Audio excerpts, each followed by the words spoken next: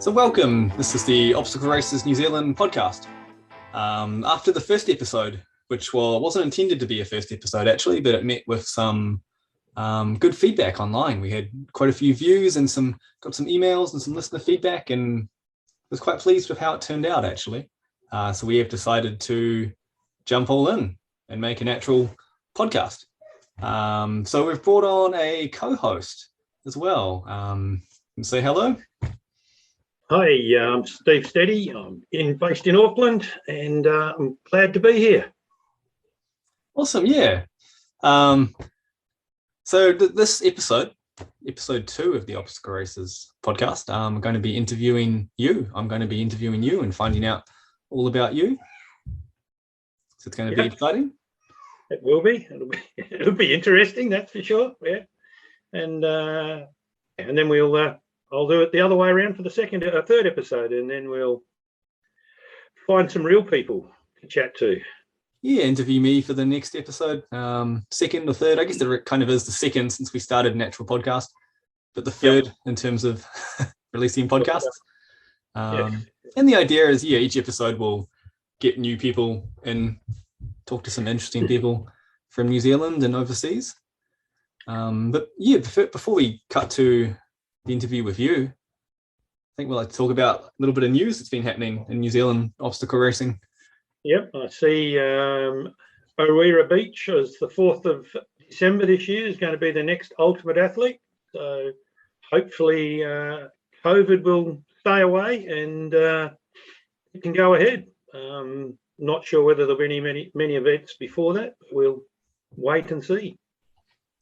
Yeah, such hard times with COVID, but fingers crossed. The Ultimate Athlete's exciting is they just had their first event earlier this year, and this is the second event in the series. And then the aim is for them to roll out more events and to run a New Zealand-wide series. Yeah, which is certainly good. It'll be interesting, and it'll certainly open the landscape up in obstacle racing here in New Zealand. Hopefully, it'll encourage a few more people to get on board and events to happen, or people to go to current events in that there. Yeah, it'll be interesting. Fingers crossed it goes ahead though. I guess it's so hard to know with alert levels and all the events around the country are in the same boat. But fingers crossed it happens, and we'll be there. I'll be there. Are you going to go as well? No, I plan on going down there. Hopefully my shoulder will be fixed, so I'll be able to compete again. So do the monkey bars. Complete the monkey bars this time. Yeah. All right. And what other races? Anything else in the calendar that you can see there? Yeah, there's something else that recently, Spartan coming to Auckland. There's not quite an obstacle race, but Spartan's been branching out globally into trail running. So there was going to be a Spartan 10K nighttime trail run on the night before Spartan Auckland. But recently they've announced that they are, what's the term? I guess they're not cancelling it, they're not postponing it, but they're reviewing it. So they've announced that reassessing the Auckland venue is the term they used, the terminology. They said that the proposed course doesn't meet international Spartan requirements, so they're unable to offer it, and they're looking at alternative course options. They've taken down registration for now, and if they can't find alternatives, they're going to offer transfers or refunds. This is a bit stupid, I guess. It's a bit shocking. They had the Spartan race here the year before at Ellerslie Raceway. I'm sure the people that organised it would have been there and realised that trying to run a 10K trail race around a suburban racecourse track is going to be pretty lame. So somebody didn't do their due diligence before they announced it, or maybe they announced it without giving it a lot of thought, thinking they could run off some trails around Ellerslie. I don't know. I know the Spartan team have been over here about 6 weeks ago to tidy things up for their proposed event, and which hopefully will go ahead. Yeah, fingers crossed for that as well. But Ellerslie is perfect for Spartan for a city race. Yeah. But for a trail run, I don't know, because I purchased the ticket myself, but it has Ellerslie on the ticket, and they're advertising it at Ellerslie Racecourse. But like, you can't hold a trail run there. But it just took them so long to announce that they're not holding it there, even though the ticket said that. And I don't know what's going on. So yeah, Spartan's looking at new venues for the trail. And there is plenty of nice places around the city. I'm just not sure of where they could go if they want to keep it close to Ellerslie. There's some nice trails. Trying to get 10 kilometres of all trail would be a bit hard. One Tree Hill got a little bit around the outside. You do a couple of laps around there, especially at night time. But the Waitakaris or somewhere like that would be ideal. But whether they've given it thought or not, it'll be interesting to see. Yeah, I don't know the Auckland area so much myself, but there's so much around. Northern New Zealand, trails everywhere. But I guess if they want to keep it close to their obstacle race, close geographically, I don't know. We'll wait and see what happens. Yeah. So I guess we'll get on to the interview and find out more about you. No problems. Sounds good.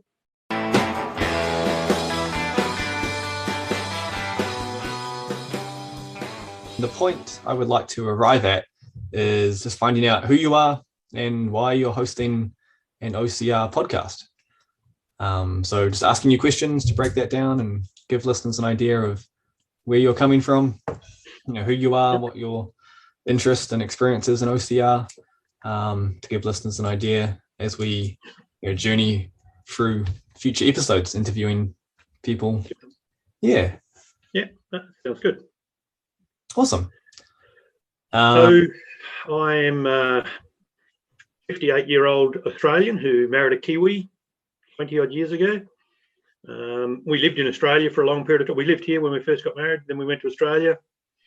And then she wanted to come home. So we've been back in New Zealand since 2016 and in lockdown for half of it. So I'm a bit of a weekend warrior when it comes to OCR stuff. I was into cross country and that at school. When I left school, I didn't do too much at all. I played sport like Australian rules football, field hockey, and squash and those types of things. And probably my mid-late 30s, got back into running and then trail running. OCR wasn't big them days. It's sort of only been around for a few years. So it was trail running and off-road stuff pretty much. In 2008, me and my wife decided to have a sea change and bought a yacht and took off to see the Pacific. It was supposed to be 2 years. That ended up being 8 years. We floated around the Pacific for visiting like Solomon Islands, Papua New Guinea, Vanuatu, Fiji, all the way up to the Marshall Islands, across to Palau, and ended up in the Philippines. Then decided it was time to go back to work. My wife got a good job here in New Zealand, so we moved here. And I got back into my trail running and then started into obstacle course racing. I started actually in Australia, Spartan races in Australia. Then they came, we got one here, haven't we? We've had one, yeah. So I did one Spartan race here in New Zealand. And then I've done a few of the other ones. I did the Ultimate Athlete recently, and the Warrior in Nelson, Tough Guy, Tough Girl series for 2 years. Sort of were trying to do it this year, but gave up because it's I injured my shoulder, and then it all got cancelled when I started getting back into it. So it's pretty much a real brief overview of how I ended up here in New Zealand and a bit of my background. Yeah, I guess I'm learning about you as well through this interview and doing this podcast together. I think we'll learn a lot more about each other. Is interesting because I guess we've been friends on Facebook. Just interacting with OCR interests. But beyond that, yeah, it's not so much I know about you yet. It's fascinating learning about you now, learning about your background now. Met face to face at the Ultimate Athlete, I think, wasn't it? Yeah, it would have been, yes. We probably were at the same events, but didn't know one another back at the Spartan, because you came up to Auckland Spartan. Spartan, yeah. Yes, we would have been around there together. Yes, you see, sailing the Pacific. It sounds fascinating. Imagine, how long was that for, did you say? It was when we first left. The company I work for offered me redundancy because they were shifting. I worked for an American mining company in Australia for 20 odd years. They decided to move their head office, or not close it, but get rid of a lot of the technical people out of Perth office and move them to Denver, Colorado. My wife had a really good job. She didn't want to leave, and they couldn't guarantee her work in the States. So I took a redundancy package. We went out looking to buy a beach house and ended up buying a boat because we both loved sailing. I've sailed most of my life. I've loved it. Then we had the boat for a couple of years. She decided that she wanted a bit of time off from work, so we decided to sail from Fremantle in Western Australia to Queensland, and then we would look for work in Queensland. That was supposed to take us about 7 to 8 months. It ended up taking us 2 years. We got to Darwin, fell in love with Darwin, both got jobs there for a while. Then spent nearly a year sailing from Darwin down to just north of Brisbane. While we were doing that, we met a few other boats on the Queensland coast who were going to Papua New Guinea on a bit of a rally to help underprivileged kids and that in the islands. And we thought, oh, that sounds good. So we sailed out of Cairns in 2010, with this rally to go and do some work for schools and that in Papua New Guinea. Got up there, fell in love with it, and just decided to keep going with no real set plan. It was just, when we ran out of money, we'll go home, so to speak. We took us another year and a bit to get to Fiji. We put the boat in storage there. I did a lot of work on it, and Selena went back to work, and then we went back to the boat and spent a year in Fiji sailing all around the islands, and thought, no, we'll keep going with this. So we sailed north. We were heading towards Hawaii, but we got up into the Marshall Islands. Don't know if you know much about the Marshall Islands, but there is lots and lots of World War II wreckage up there. And we're both mad keen scuba divers. So what was supposed to be a fuel stop at Marjaro ended up being nearly 18 months there.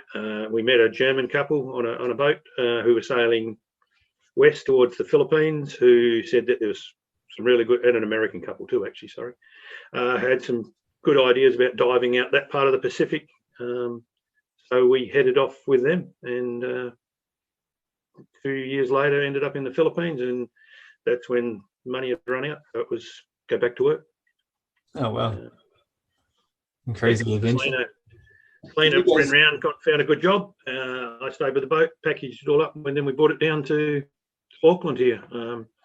We had it for a couple of years here in Auckland when we first arrived, and in 2018 it was too big to use as a day sailor here. It was set up for offshore cruising, and it wasn't being used properly, so we put it on the market and sold it at the end of 2018. Ah. Yeah. So we owned it, and we bought it in 2004 and sold it. So we owned it 15 years. Oh, wow. Yeah, that sounds awesome. Lots of experiences, I imagine. So I assume you guys don't have kids? No, we weren't lucky enough to have kids. We didn't get together till very late in life either. I never got married till I was nearly 45. So I spent a lot of time working in fly-in, fly-out operations for a gold mining company all over Australia, New Zealand. I came to New Zealand. The first time I came to New Zealand was down the South Island to Macrae's gold mine down there in the late 80s. And I spent a lot of time overseas. So No. Yeah. Got to. Sounds interesting. Yeah, my mother's getting close to retirement age, I guess. Maybe hopefully she's not listening to this. But yeah, she went over to Australia. She's doing fly in, fly out in the mining industry for the past few years. And yeah, it sounds pretty crazy hearing her. Just her talk about going to these remote locations around Australia and working on big mining projects. And yeah. It's like I got to see a lot of the world, working in different mines throughout Asia. The first company, one of the first companies I started with, they owned a gold mine not far out of Paris in France. Got to visit that. Got to visit places in South America, all through North America. The company's Newmont Mining, and they were the largest gold miner. I think they still probably are one of the largest gold miners in the world. Oh, nice. Getting into OCR and I guess endurance, doing running events. Were you doing that when you were traveling around the Pacific? Or was that something that started after? Because how would you train on a boat? You can't train on a boat. I did meet a French ultra runner when we were in Vanuatu. He was sailing to Hawaii to do the I'll say the Hawaii Ironman, but it might have been a running race up there in Hawaii. And he was really struggling with it. A lot of swimming and that sort of stuff. Because the other thing, I don't know if you know much about a lot of those islands out there, they're not very big. And some of the main islands are, but a lot of the little islands are just 2 or 3 kilometres of beach and coral. So wow, not a real good place to do some training. Jeez, walk across the thing in a few minutes. No, but I did lots of swimming, and that sort of helps you with your endurance. It helps with your breathing, especially free diving and those sorts of things. But I had an accident or an injury to my left leg in the late 98, 99, and didn't rehab it properly, didn't do things properly. So I'd had a lot of trouble with running for a while, and then I eventually had to go back another operation, and they had to disconnect the tendon on my bone and play around. So I had a few years there of doing very little. And like I said, I never got really into running till I was in my early 30s.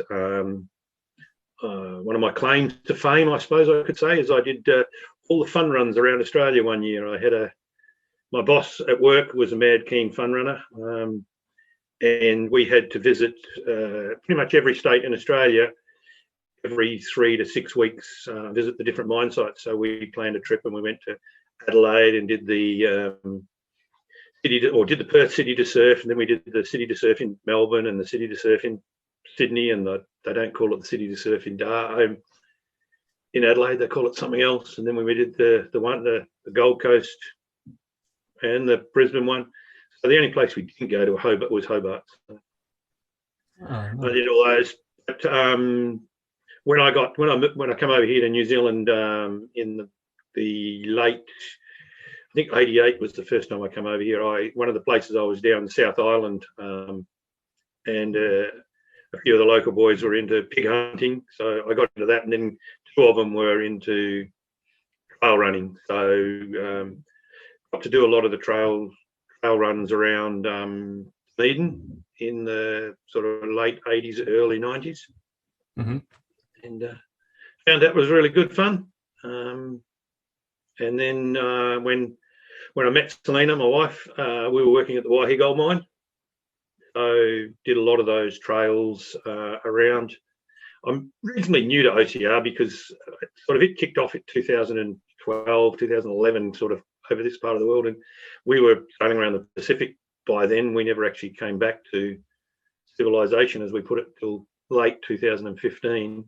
And it was, I was in Queensland at catching up with some mates in 2016 and did a Spartan on the Gold Coast, Spartan, which have tried to go back and do a couple of times now, but haven't had much luck because of COVID. But and bushfires closed it down one day. Yeah, hopefully hopefully COVID, don't know what's going to happen to the events industry. No, it's not looking good for the rest of this year. It'd be interesting to see whether or if any events do go ahead. I know I was doing the Xterra Trail Series, and the last one of them looks like it's been canned because they just can't find a date that they don't have something else on, or someone else doesn't have something on. Yep. I guess now might be a good time or a bad time. Hopefully a good time to start an OCR podcast. If people aren't entering events, that got more time to listen, more time to do solo runs under lockdown, chuck on a podcast and the headphones and listen, and hopefully we can make something work. I was going to ask you, so you mentioned you were doing Xterra. So got getting into OCR over the past few years. You came from a running background, it sounds like. You had that running base. But I was going to ask you if you are still doing, trail runs and these sort of events, but it sounds like you are still doing them as well as OCR events as well. Oh, yeah. And had I got into OCR earlier, I probably would have done a lot more of it. I love trail running. I try and do at least one half marathon trail run, either on my own or with it on a month. Most of the Xterras I do are the long, so they're around the 22, 24K.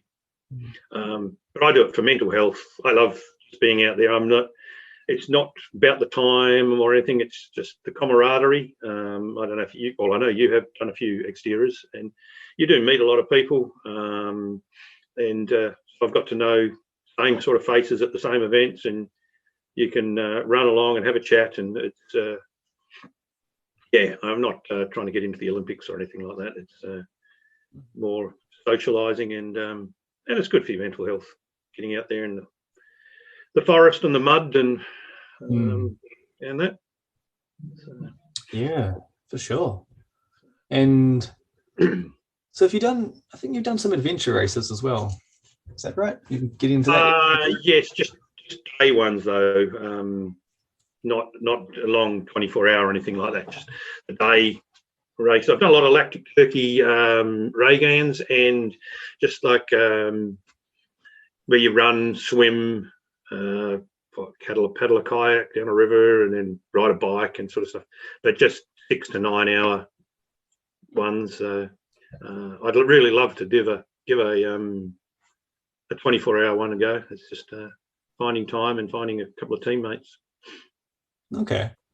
So doing this podcast, I think if we, focus talk mostly about OCR, obstacle course racing in New Zealand, but if we do bring in other obstacle sports out there, like you were saying, bring in, talk sometimes about adventure racing and ninja or these other sort of things, hybrid events, but adventure racing in particular, I know nothing about it. I'm a complete beginner when it comes to adventure racing. So I think you'd be the expert on that.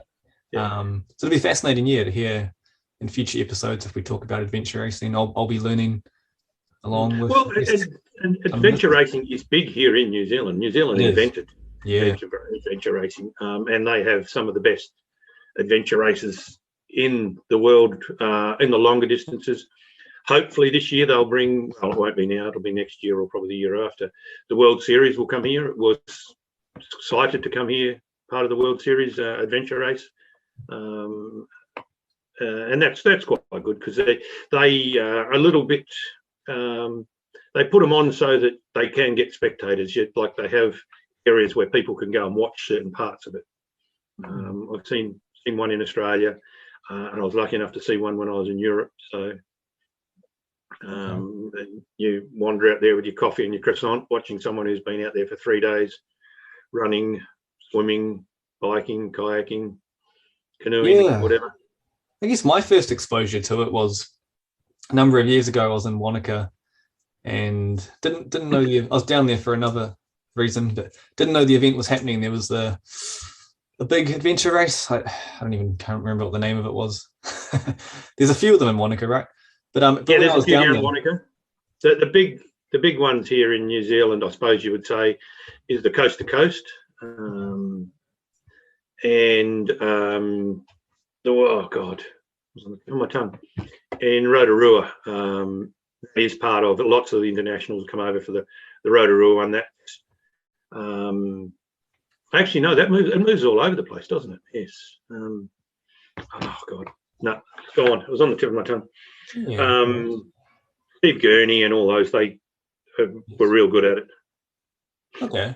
Yeah, I need to educate myself about it, because my exposure was a few years ago, being in Wanaka and seeing, I think it was the end of the race, the athletes were coming in to the finish along the Wanaka lake, but the finish line was all set up just between the town and the lake. And like you were saying, very spectator friendly. There's people watching in there. I think all the top finishes had already come through, so these were the more casual races coming through. But yeah, I had no idea what it was, and just seeing how big it was in that town in Wanaka was awesome. Sort of eye-opening about how big this thing is in New Zealand, and learning now. God's Own, that's what I was trying to think of. The God's Own Adventure. This year it was held up here out of Rotorua, but it is usually held in the South Island, so that would have probably been it. So they have a 600-kilometre unsupported and a 530-kilometre supported teams race. You've got to have, I'm pretty sure that it's a team of 4, and you've got to have at least one male or one female. Usually that is the rules. I don't know if I'd like to do unsupported. That's a lot of work. 600 kilometres. You don't have to carry everything at the beginning, but you don't get any help along the way. Where having someone turn up with my push bike all put together would be quite good, I think. Yes. Jeez. I couldn't imagine. I'm like a short distance runner. I couldn't imagine going that long. I don't know. I'd love to give 100 kilometres a go, but I like 25 to 30 k's is really good. I enjoy that, and a marathon every now and then is good. I don't like doing it running on the road, so it's finding one off road. Yes. Depending on what road it does. Forward. Yeah, it'll be an interesting perspective as well, I guess. Turning this into a podcast, I think, as I'm talking to you now, just realizing the direction we'll take. And but you're more into the long distance running, like you were saying, half marathon distance, whereas I run like 5k, 10k. I barely ever run over 10k.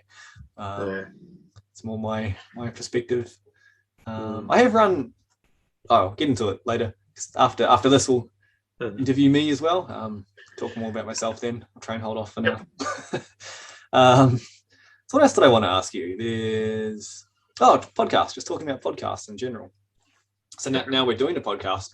But you listen to quite a few, I know, right? So what's your? I do. Part of my job, I'm an operations manager for an environmental testing company. So I spend a little bit of time on the road, not as much as I used to. Last year, pre-COVID, I spent a lot of time on the road. And I not listen to commercial radio. So I got myself a Spotify account, a paid one, and started listening to podcasts. So I listen to like Dirt Church Radio, which is a running podcast from Auckland, quite good, a lot. I listen to Wikipedia. She's a lady from New Zealand who talks to all sorts of different people, which I quite like. And then the OFX podcast out of Canada, they get a good perspective of OCR racing from Canada, and and they talk to multiple different people as well. So from that side of things, but I also listen to a lot of like book reviews and those types of things because living on a boat for so long, you read a lot of books, and I've got into reading. So now, instead of reading a book and thinking I don't like it, I listen to a few podcasts that have got book reviews on, and then, that sounds good. I'll go to the library. I joined the Auckland Library and get myself a book and have a read it, because I think it's good old paper books. Not used as much as they should be, but they are really good fun to read. Yeah, absolutely. I try and do a lot of reading myself. Speaking of podcasts, New Zealand podcasts, I just thinking that Wanaka trip where I saw the adventure race. While I was down there in Wanaka, I met Mickey. years ago. Oh, okay. Monica. It was before she had a podcast, but I've only just started listening to it now, so I need to catch up and She hopefully has we some can interesting connect people with on there. them, connect with Wikipedia and Dirt Church Radio at some point in the future if Yep. we continue our podcast. And the Crush Your Cargill guys, they're always fun to have a bit of a listen to. Oh, do they have one as well? Yeah, Crush Your Cargill. A lot of them are running. I don't know of any OCR ones are here or Australia, actually, to tell you the truth. Most of the ones I listen to that cover OCR are from Canada, United States, or the UK. So I listen to Bad Boy Running as well, and that does a little bit of OCR stuff, and they're out of the UK.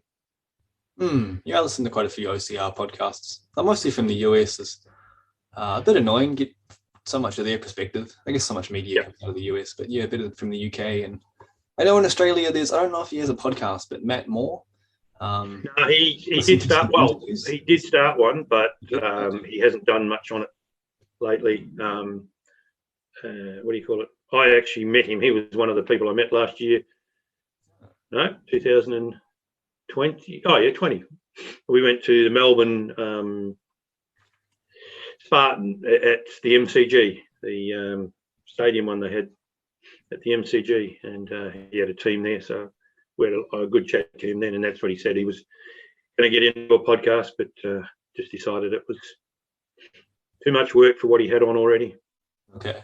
Yeah, I've watched him some interviews he's recorded. Yes, yeah, I don't think it turned into a full podcast. No. But he'd be a good person to get on one day and have a chat to. He would. He's got such a different perspective of what do you call it? And he always threatened to come to New Zealand if we could ever get some events running. Yeah, the Spartan. Yes. He should get over here for Auckland Spartan. It'll be interesting to see whether that actually goes ahead, I think. What do you call it? Me and my wife want to go back to Australia in December for a family wedding, and that's looking highly unlikely due to the fact we just can't get MIQ spots to come back to. So going over for a week long for a wedding and then ended up having to stay over there for 2 months isn't ideal. Yeah, it's crazy. Hopefully Spartan goes ahead. I mean, at the time we're recording this, it's September now. Yep. Spartan's postponed again until November. Hopefully it goes ahead, but yeah, I guess all their crew has to come over from Australia.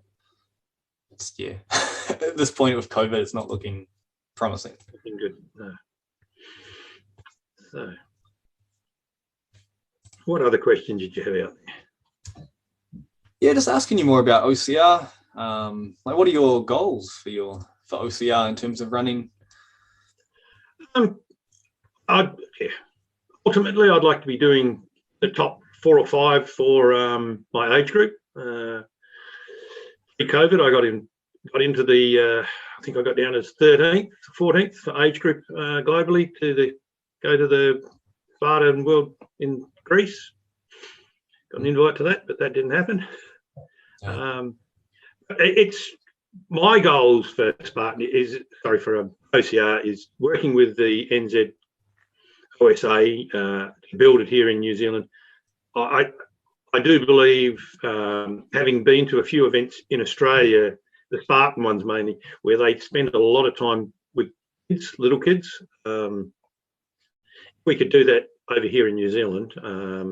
That would build the grassroots and it would become a real good community.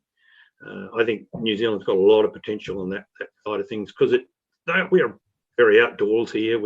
That type of thing.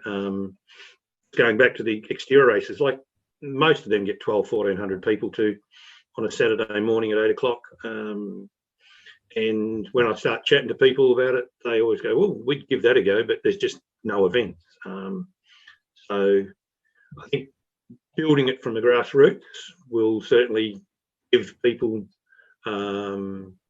event organisers, more of a pool of people to work from because you need the grassroots to make an event work. So that's what I'd like to work with. Help that in some way improve. And I think starting with NZOSA helping get that off the ground, I think that's a big start. I think we'll see that moving forward. Yeah, so continuing running yourself and aiming to move up in the age group rankings and seeing the grassroots develop around New Zealand. And you mentioned, NZOSA, which is something, if you want to talk about now in terms of explaining it to our listeners, I think it's a big project both you and I are involved in. It'd be awesome, to spread it more. So we're both part of it. NZOSA is the New Zealand Obstacle Sports Association. We started it in February this year. Just in another lockdown too, I think, will we? Must be lockdown things. It's a body that works with FISO, the Federation of International Obstacle Sports, and it's growing the obstacle sports community around the world, trying to get rules, get everybody on the same, trying to work with event organisers so that it's not just a Spartan race. Every race is classed as or lots of races are classed and get points and those sorts of things. We've had a fair bit of input, which you were heavily involved with Ultimate Athlete, getting the rules and the officiating side of things sorted. And I think if we can work with a few other events, it certainly would. We could put a link to their website on the bottom of this podcast.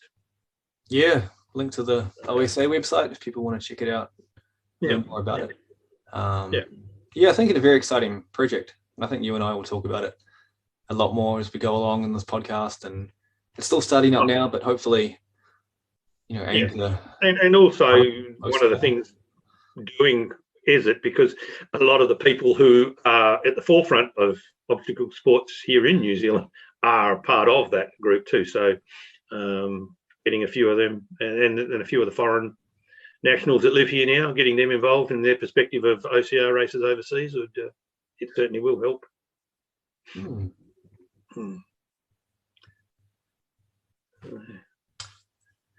Yeah, we might need to do an episode fully on the OSA one day.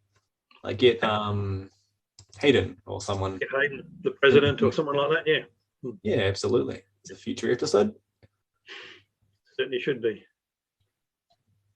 Yes, I know you posted some questions to me earlier in the day. There's ones to ask me and ask future guests, but some of them are quite deep questions. I like them. Yep, and they were just I was just here thinking about what we should be talking about, and getting some sort of not structure, but like you said, let's just see where the conversations take us, but get some idea about the person we're interviewing and where they've come from and how they see OCR in New Zealand moving forward. Yeah, I'll ask you some off there now, if that's all right. Yep. Okay.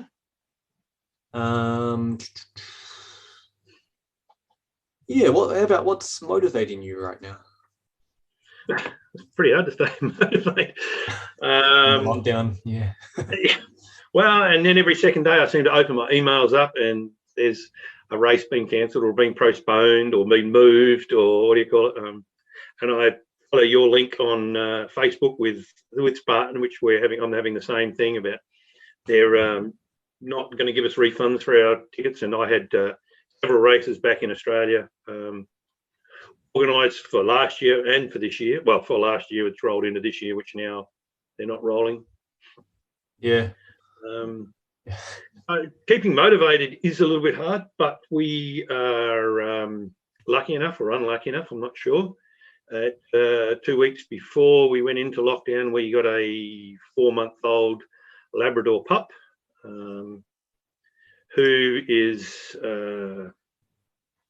boisterous if we don't take it for a walk. So we go for a run around the park or up and down the road every day. Motivation is a little bit hard to get hold of, especially when you don't have a goal. And I find it hard to keep training for something just for the sake of training. I've got to have a reason to be doing it. Getting out of bed at 5:30 in the morning to run in the rain might be fun when you're younger, but I don't find it fun. But if I know that I've got a race or I've got something coming up that I need to go do it for, I don't have a problem getting out of bed. But yeah, so lockdown motivation is waning, I suppose, or it's been a bit harder. Yeah, it's the good thing about an industry like OCR where it's event-based, an obstacle sport or event-based. You have something to train for, a goal, you have a deadline on the calendar that's coming up and make yourself run. But I guess under lockdown, under COVID, there's so much cancellations or postponements, and it's just hard to, like I was entered for the Tough Guy and Girl Challenge.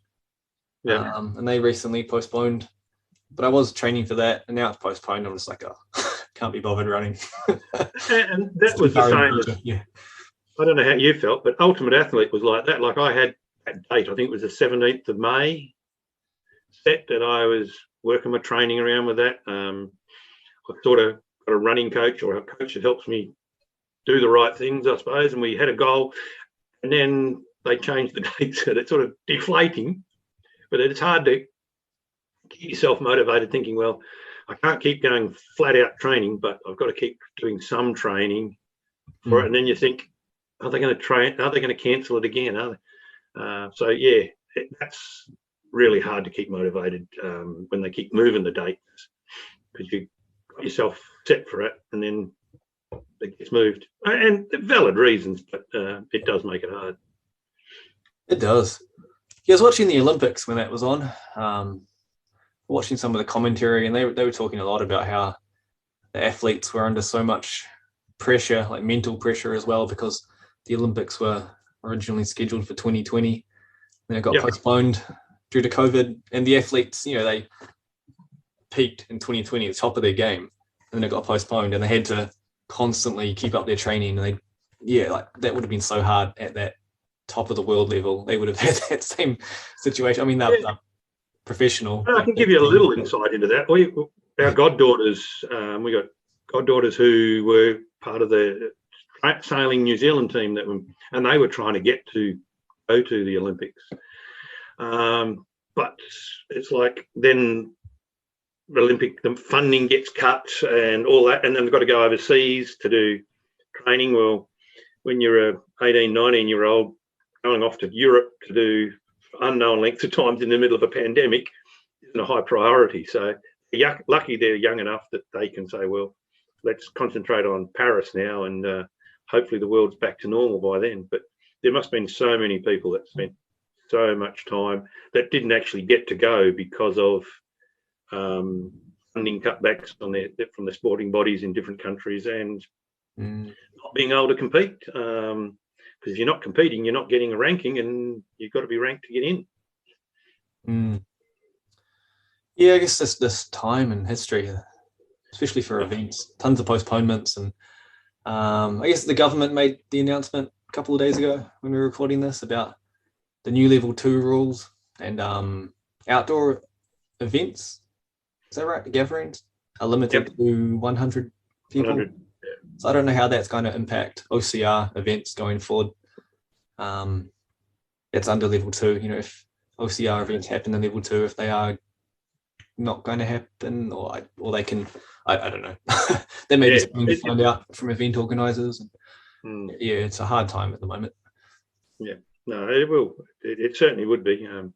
I certainly wouldn't like to be in their place. It's trying to plan stuff, and I know we all get annoyed because we don't get our full money back and everything, but they do invest some of it. But to get events organised, they've got to do so much, and it's just the little things you see when you go to these events. It's like all this stuff takes time to organise, and it's not something you can just go and pick up off the shelf. Getting all the shirts and medals and flagging tape and all that sort of stuff made up, and organising for Ultimate Athlete. They've now gone into the problems where the beach they want to hold it in is a surf lifesaving beach, so they've got to fit in around the surf lifesaving competition. So that makes life hard. Yeah, geez, I guess it would be awesome if a lot more races like sold merchandise year round as well. because so many of the t-shirts I own are like race shirts, but get them for free or get part of your ticket for entering an event, or buy an extra shirt at an event. That would be also a cool way to support events. If some of them sold their merchandise year round on their website, you can order a t-shirt now while the event's postponed, and a little bit of income going in to help support the event organisers, even though they can't do their event under COVID. Well, you would have thought some of them might have done that. I know a coffee shop we go to in Ellerslie, they put out lockdown last year about buying coffee now and getting it when we get out of lockdown to help them keep afloat, because they have to pay rent and all that. So I go there and 2 or 3 days a week. So I just bought a few credit ones so that when they could keep going, so they didn't disappear. I'm not sure about where you live, but where we live, Newmarket's not far away, and there's just so many little shops around the side streets and that are just closed down and not coming back. Yeah, same in Wellington as well. Hospitality's been hit pretty hard. Yeah. Yes. Yeah. So another question is, if you could have coffee with any historical person, who would you choose? Well, I knew this was coming, so Planned an answer. Like I said, me and my wife, we sailed around Australia and all that. I'm a big James Cook and Ferdinand Magellan fan. I've read all the books, or visited so many of their monuments and so many places they went. I'd love to have a discussion with either one of those two. There's just like, I don't know how much about navigation you know, but there's stuff now that we've got GPSs and all this stuff that can measure down to millimeters. And they did it with a sextant, a ruler, and a piece of paper. And some of them are still valid today. There's rivers in the United States where Cook and Magellan in the southern parts of South America went up the rivers, and they've never changed. They've never had to redo them because they did such a brilliant job. And yeah, some of the places they visited and not knowing they were there, and sailing along in a big old wooden ship that doesn't turn very fast, doesn't go very fast. It'd be a real interesting discussion. I'd love to. That would be either one of those two. Yeah, absolutely. Yeah, I can't say I know anything about navigation, but it's interesting to hear it's still used today, and it'd be such a crazy adventure back in the old days, not knowing where you're going. And today it feels like most things have been done already. Yeah, you're going to hop on a ship and sail away for 1, 2, 5 years. You don't know. You don't know where you're going to go. And you're going to be doing it all by the stars. And also, I was lucky enough when we were in the Pacific to go to a few islands where they still had sailors in their canoes to go way out to sea, like in these little sail canoes. And we'd go, couldn't ever see land anywhere. And here we are in the middle of the North Pacific, and they'd still get us home at night just because they know that the waves do this and this star lakes are there and blah, blah, blah. Yeah, I might be lost without my GPS, but those types of people are amazing. And that's always interested me. Yeah. I think it's always good not to rely too much on technology as well. I try not to in my life, like not to rely too much on GPS or just a cell phone, or even though I have my phone on me all the time, it's like try not to try and remember directions and remember, I don't know, stuff coming up. And so if there ever was an apocalypse, you can still survive. And I must admit, that's another thing that I do love doing is orienteering and ray gans. They are really great fun. I've done a fair few of those since I've been back here in New Zealand. And they are, that's all just reading map and being topography and getting that right. And if you get it wrong, can get not into trouble, but you can lose a lot of points because you don't get anywhere. We did one out at Shakespeare Park and thought this big black line was a road, and it actually turned out to be a cliff, which we got stuck on the bottom of and couldn't get to the top. But yeah, so that type of thing, that interests me a lot too. Yeah, you just cut out there a second, but I heard what you said. It's all right.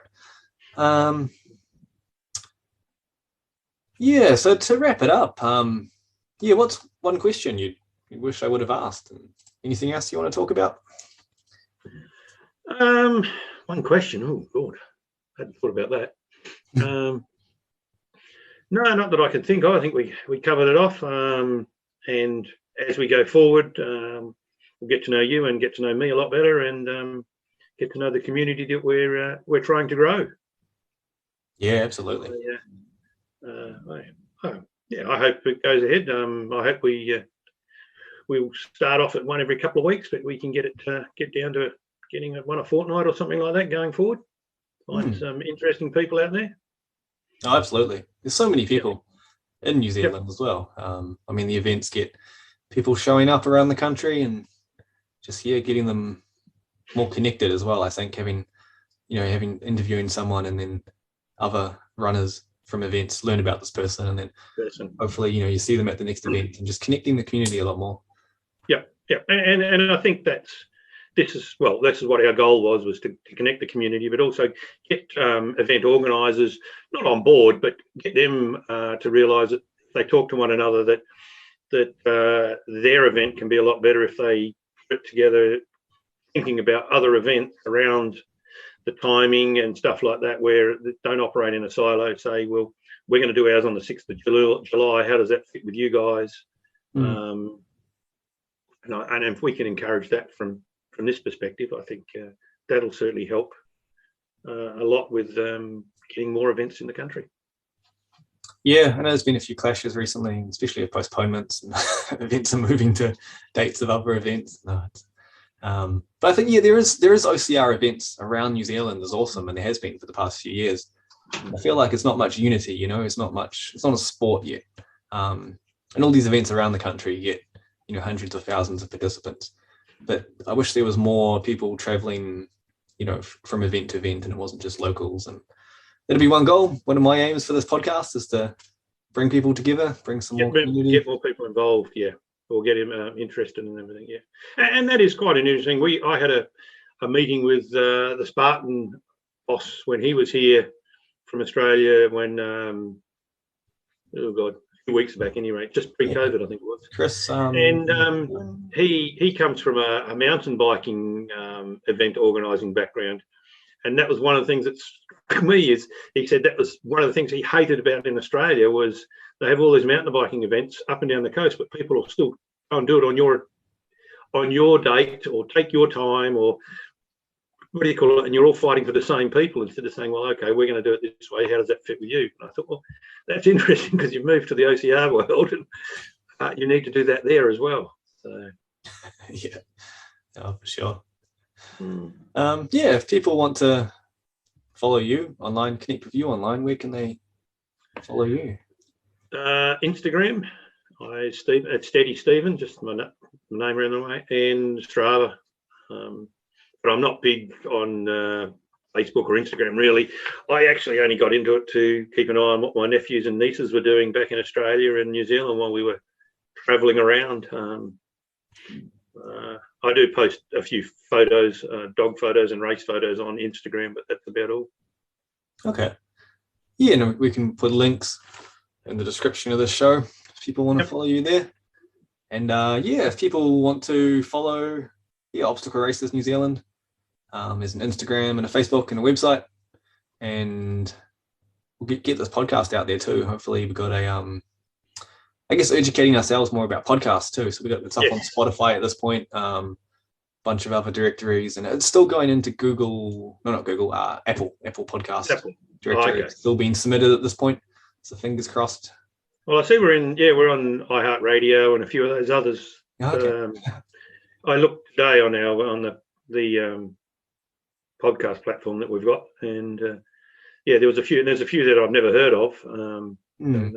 We'll have to have a chat about how to work out whether they're worthwhile, or does anyone use them here in New Zealand or wherever?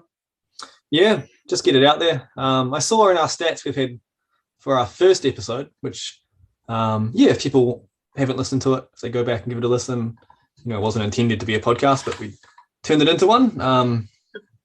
So at that point, it wasn't a podcast. I put it out on YouTube, and that has 100 and, well, last time I checked it was 109 views.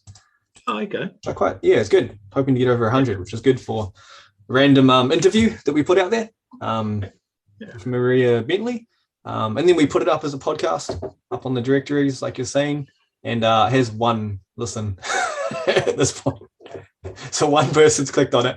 But I think the more we put out, and overall it's 100 and something, but I put it up on YouTube first.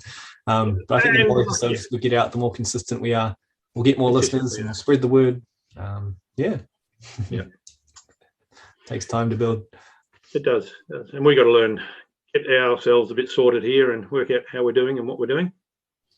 That's one thing I like about podcasts. I listen to a lot myself, is listening. You kind of go on a journey with the hosts over the course of their years, and it's kind of fun listening to the first podcast, and then if you jump ahead to like the end ones, the quality is so much better. So much better. Yep. Yeah. I totally agree. So I feel like I think that's part of the fun, is seeing them improve. I feel like, so us doing it now, we have a bit of leeway to make mistakes. We don't need to launch perfectly. We don't need to be polished. We can learn as we go, and hopefully, if people give us feedback and let us know about technical issues and these sorts of things, and improve as we go.